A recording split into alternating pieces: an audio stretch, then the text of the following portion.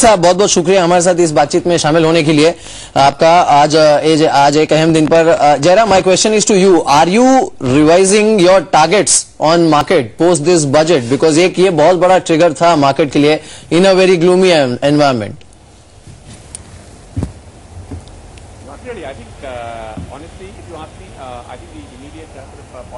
Jairam, I am sorry but we can't hear you. I come back to you, but Thakkar साहब, आप अपना target revise करेंगे क्या market पे?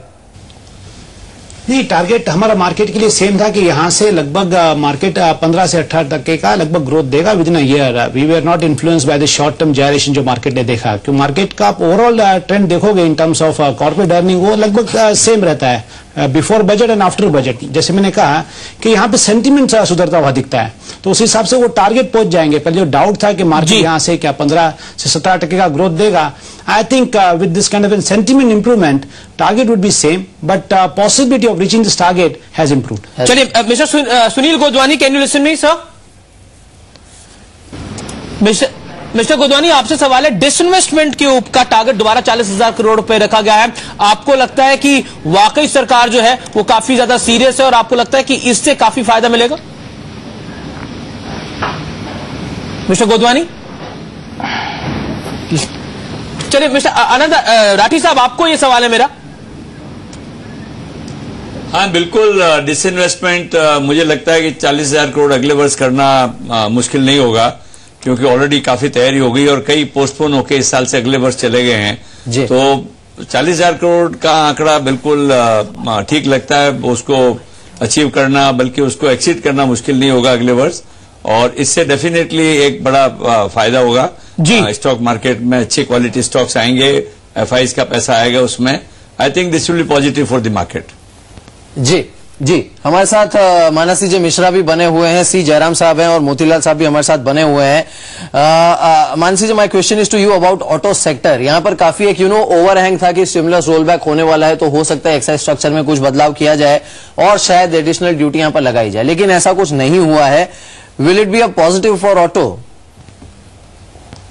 देखिए, 2% की बात थी और ये मार्केट में तो ये बात चल रही थी कि शायद ये जो है 2% एक्साइज ड्यूटी जो बढ़ जाएगी 10% से 12% तक, लेकिन फाइनेंस मिनिस्टर ने ये डिमांड को देखते हुए और ग्रोथ को हेल्प करने के लिए उन्होंने कोई रोल बैक नहीं किया है। तो ये तो वैसे पूरा बजट ही उसी तरह का है कि कोई खास उन्होंने जो है एडिशनल टैक्स मेजर ऐसा नहीं लगाया है जिससे डिमांड या ग्रोथ पे इम्पैक्ट करे। जी, चलिए mister Godwani, are you getting me? चलिए मिस्टर गोदवानी, मेरा आपसे सवाल है कि as a citizen of India आपको लगता है इन्फ्लेशन को लेके सरकार अगर अपनी कथनी को करनी में बदलती तो आपको लगता है ज्यादा बेहतर होता? Because we have said too much about inflation but haven't done much about it. नहीं, उन्होंने इन्फ्लेशन को मेंशन किया है और मेरे ख्याल से उन्होंने एक मैसेज दे दिया कि इन्फ्लेशन कंसर्न है, मगर इन्फ्लेशन एक ऐसी चीज है जो आम ये 1-2-3 महीने में नहीं कब कर सकेंगे। इनको अपने सप्लाई साइड पे जो इनका इन्वेस्टमेंट्स हैं इंफ्रास्ट्रक्चर में वो इंक्रीज करना पड़ेगा, सप्लाई साइड बॉटलनेक को टैकल करना पड़ेगा, तभी इन्फ्लेशन ठीक होगी।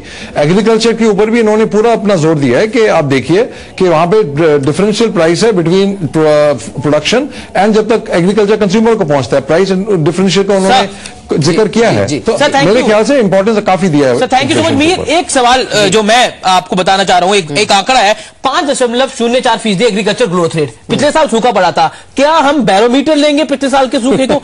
I don't understand this. Exactly, क्योंकि वो बेस इफेक्ट है, वरना तो ये अलग ही होता है। पाई साहब, आपसे जानना चाहेंगे, मोहनदास पाई हमारे साथ बने हुए। Sir thanks for staying with us. My question to you, अब तक हमने बात की बजट में क्या क्या है, but what is missing from this budget? आपने कहा ये एक बैलेंसिंग एक्ट है between politics and growth. According to you, what is missing from this budget? Missing है इस बजट में कि एक स्ट्रांग पुश हो डेवलपमेंट के लिए।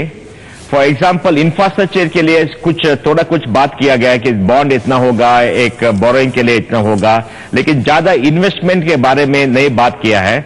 और भारत में बहुत कुछ इंफ्रास्ट्रक्चर डेफिसिट है। दूसरी बात है कि बिजनेस प्रोसेस, अब ये 3G स्कैम क्यों हो गया? क्योंकि बिजनेस प्रोसेस ठीक नहीं था। अभी इनकम टैक्स और कॉर्पोरेट टैक्स असेसमेंट में प्रोसेस इंप्रूव होना है और टैक्स रिफॉर्म में इंप्रूव होना है। थोड़ा कुछ बात किया लेकिन ज्यादा बात नहीं किया है। और तीसरी बात यह है कि एक करप्शन पर और कुछ बात करना था। एग्जैक्टली करप्शन तो ये बात किया कि 5 पॉइंट प्रोग्राम है, लेकिन ज्यादा डिटेल्स नहीं दिया है। तो मैं समझता हूं कि ये बजट में ज्यादा ट्रस्ट नहीं दिया है ये जो आइटम्स थे।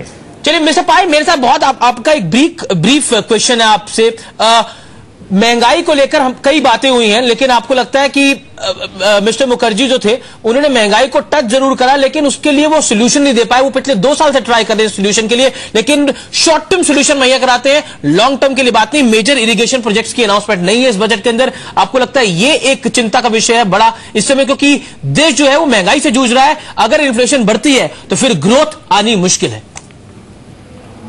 मैं समझता हूं कि इन्फ्लेशन तो कम हो जाएगा, क्योंकि सप्लाई साइड का चैलेंज था। सप्लाई साइड में करीब इंप्रूवमेंट हुआ है और इंटरेस्ट रेट भी ज्यादा हो गया है, और कस्टम ड्यूटी कुछ कम किया है कि बाहर से कुछ गुड्स आता है तो आने दो। तो मैं समझता हूं कि इन्फ्लेशन तो इस साल में कम हो जाएगा। अगर आप उनका बजट बात देखेंगे तो आपको ये भी पता चलेगा कि अगले साल के लिए इन्फ्लेशन में एक्सपेक्टेशन उनके मन में कम है।